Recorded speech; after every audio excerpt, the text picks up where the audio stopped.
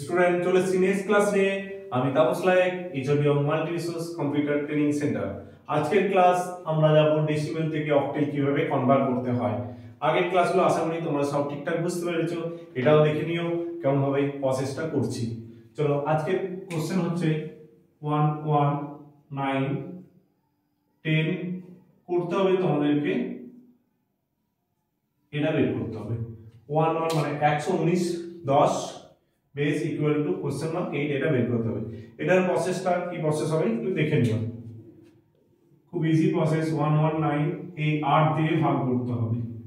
চলো আমাদের 119 আছে, কিভাবে ভাগ করে দেখে নাও। এখানে 11 19 আছে, 11 আছে, 11টা করতে হবে ফার্স্ট। 8 একে 8 বাকি দেখে, তাহলে আমার কত? 8 একে 8 3 দিয়ে 39, তো অর্থাৎ 8 14 হয়ে যাচ্ছে 112। কত হচ্ছে? 8 14 112। তাহলে রিমাইন্ডার কত থাকে এখানে? 112 13 14 15 16 17 18 19, মানে আমাদের রিমাইন্ডার থাকছে 7। আর নেক্সট আবার 8 দিয়ে ভাগ করব, তো এখানে 14 আছে, তাহলে 1 দিয়ে যাবে। রিমাইন্ডার কত থাকছে? 9 10 11 12 13 14, অর্থাৎ 6 হবে। তাহলে 8, এটার অ্যানসার কিভাবে লিখতে হয় তোমাদেরকে আগেই বলা হয়েছে, নিচ থেকে উপরে লেখার প্রসেস, এটা প্রসেস।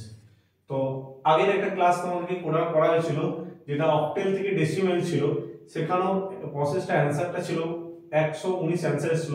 সেইটার অপোজিট করে দেখালাম যে 119 যদি থাকে ডেসিমেলে, তাহলে সেটা অক্টেলে সেই এটাই অ্যানসার হবে।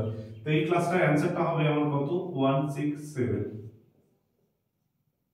সরি 8। আশা করি তোমাদেরকে বোঝাতে পারলাম এই কোশ্চেনটা। চলো তোমাদের জন্য একটা কোশ্চেন থ্রো করছি, সেই কোশ্চেনটা অ্যানসারটা তোমরা করার চেষ্টা করবে, কমেন্টের মাধ্যমে দেবে। চলো আজকের কোশ্চেন একটা দিয়ে দিই তোমাদেরকে, 7 8 7 10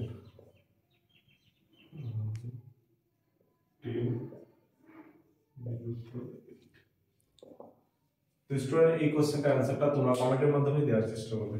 আজকের মতো এই পর্যন্ত, টাটা।